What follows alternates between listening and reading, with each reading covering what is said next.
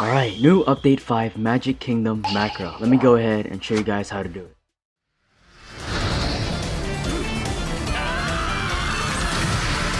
So before we're getting started, of course I am whispering since it is very late right now, so I don't really want to be talking too loud, but I'm gonna go ahead and get started with the requirements. Alright, so you need decent Wi-Fi, of course. You also need the new map unlock, that is the main keys to actually, do the macro. Also have tiny task if you don't know how to work it. Search up a video. I'm not gonna go through it right now, it's too late. I'm about to go to sleep after this and gain all the capsules and food in the world that I want. But also a requirement is to have hill units or hybrid units, including Miriam, Akainu, or Uyu. The reason why is because there's air units in the game, and in the map specifically, there's quite a bit of them that come out through waves, and they do have a lot of HP, so you want to kill them as quick as possible. Now, so recommendations is to have some elemental damaging units. Elemental damaging units include fire damage in general, mostly because there is an elemental enemy in the game for the map that only takes a lot of damage from fire, which is the ice enemy. So I recommend having people like Akainu, Natsu, Rengoku, etc. And then maybe having shield killers as well, because there's a lot of units with shields here, including the ones with the regenerations, and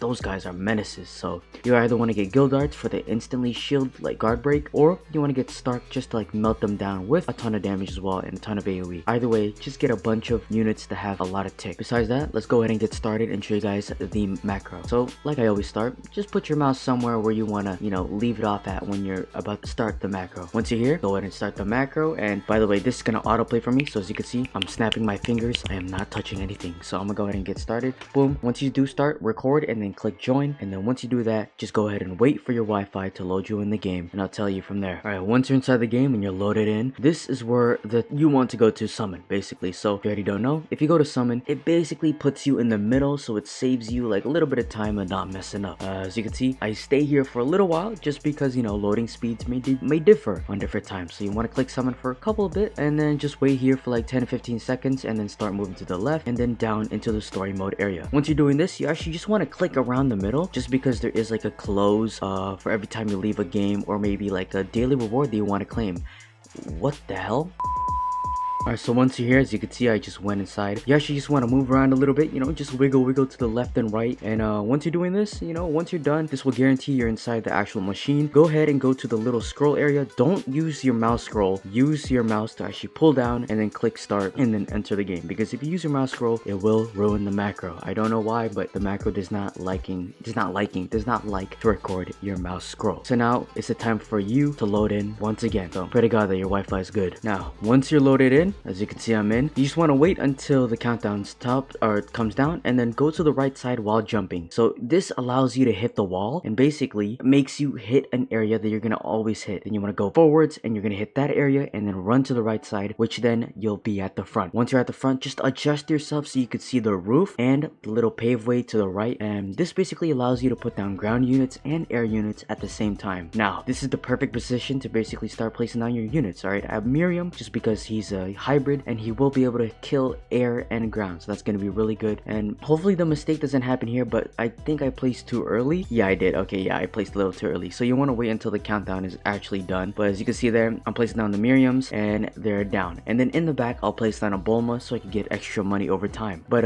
as you can already tell, you do have to wait a couple of seconds after the wave actually ends, just to make sure you get your money and you can place your units correctly, because just as you can already see, my Miriam is gone just because I did that. So I'm gonna have to redo this macro later on, but not right now, I'm too tired. But once I get enough money from Bulma, upgrading her a little bit of times, I will place down my last Miriam and start working on my Kainus at the top. Now they will be aiming the air units and the elemental ones. As you can see, the shield guys are already getting past and they're getting melted, but it's getting a little close since we are at the front. But once you do have all your hill units and ground units down, you can start focusing your Bulma in the back. But if you want to be extra sure, you can place down every unit that you have in the game just on the map, so you could kill any outliers that come out for some reason, maybe like the regens or the fast guys, etc. So from here on out, as you can see, I'm just going to be upgrading my Bulma and upgrading my Miriams and Akainus, and then I'll place down my guild dart just because he will be there to destroy the shields of the enemies. So far we're doing pretty decent. As you can see, upgrading my Miriams, and I think I go up to my Akainu. I think I start going up to my Akainus right here, right? Yep, there we go. Okay, and the reason why you want to upgrade your hill units a lot, especially like the ones that have elemental type damage is because these elemental units will have a ton of HP, and the normal units will not do enough damage to actually kill it basically instantly. So you need these type of units to kill them. So if you don't have an Akainu, get a Natsu. If you don't have a Natsu, get a Rengoku. Either way, just have something that does fire damage, because it will be really useful. Or you could have Gray that could freeze them and slow them down, or Katakuri even. Anything that could just stop them from moving further than it is. But the max this macro really gets up to is around 29 waves, so it's a pretty good test to how many capsules you could get. But I'm gonna go ahead and fast forward and basically check out my final setup. So here's the point where I start placing down my Starks, because they will be very useful. Taking out the shield guys while my Gildart is not up, just because he does cuss a lot to, you know, place down. But right here, as you can see, we're melting the boss's HP. Pretty good for this setup right now, since they're not fully upgraded. I was focusing my Bulma, but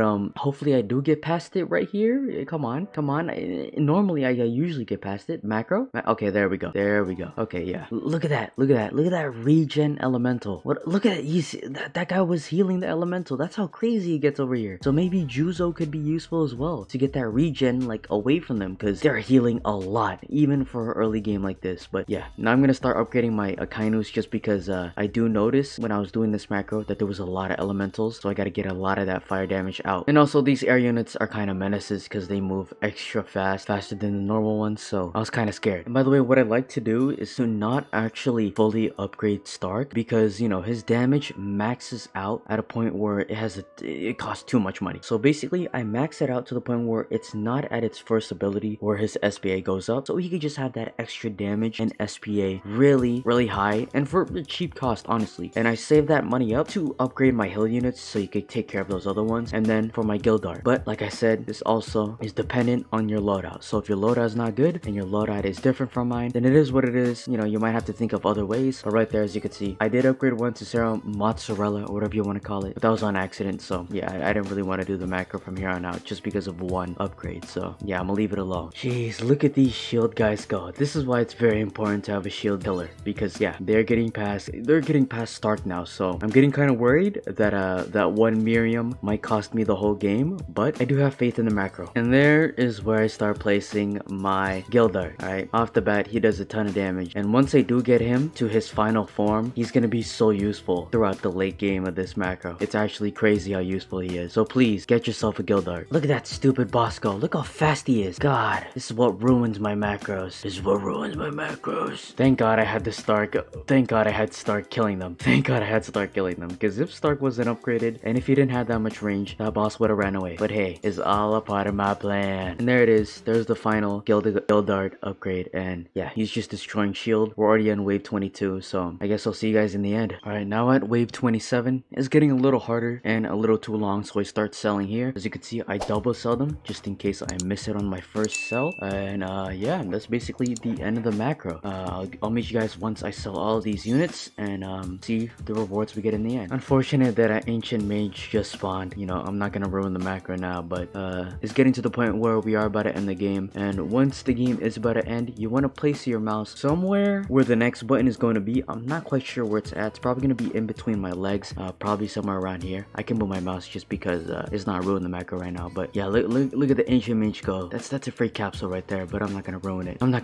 And there we go. So as you can see, once the round does end, you want to just go ahead and click around the next area for around 15-20 seconds, just because these guys are a little slower, though the flying units will get there fast. But just to make sure you do get your reward, just click there for a couple of times, and then after that time is over, click return to our lobby, exit, and then go back to the starting point. So as you can see, return to lobby, and I wait a little bit, exit, click exit a little bit more times, you know, just in case I do it, and then return, and the macro starting again. Whoops. All right, so let's go ahead and get into the stats for this macro. So this is just my stat. This is my macro and what I get and how much time I spent on it. So my macro is around 20 minutes, so divide that by an hour. That's around 3 runs per hour, and I get 117 gems and 48 exp and around 2 to 8 magical artifacts every single run that I finish. So without any errors, all right, multiply by 301 gems per hour, 144 exp per hour, and 6 to 24 magical artifacts per hour. Although you can't really really calculate capsules in unit EXP because it is very RNG like. But like I always say, since people like big numbers, let's move on to 24 hours. Alright, we multiply the 3 runs, which is basically 1 hour's worth, multiply the 24. That's 72 runs every day. So multiply that, then we're gonna get 8,775 gems per day, 3,456 EXP per day, and around 144 to 576 magical artifacts per day. So definitely a good amount. Now, since I'm done with this video, I'm gonna go to sleep. Good night.